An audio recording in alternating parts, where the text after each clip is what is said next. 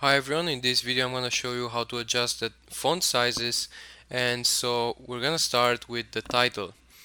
And in order to change the font size, we're going to say text size.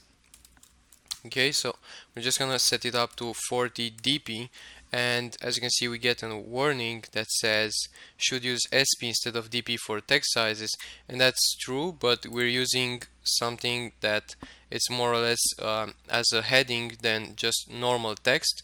When you use paragraphs, then you would use SP because you want the text to adjust according to the preferences of the user, but right now we just want to keep it as dp so it doesn't change according to the preferences.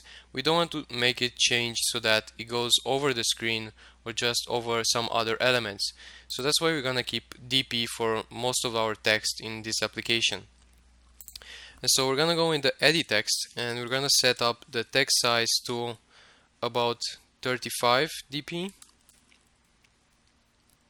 just to make sure that's not the first heading. We're just gonna use 32, so it's a bit lower than the first one. And so we're gonna go in the next text view, which is for this weekly savings amount,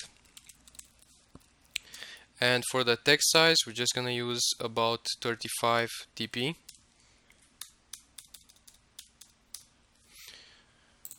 So it looks quite nice as it is right now. And for this reset button, we're gonna choose also a text size, and let's say 30 dp would be about enough.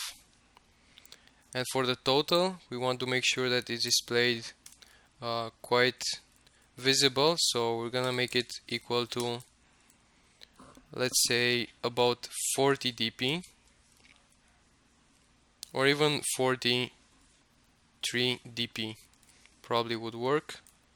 Just let's say 45. So probably that's how our application would look like. We just want to make sure that since we have a small screen, the screen of our phone, we just have to make sure that everything is displayed so that the user can see everything quite well.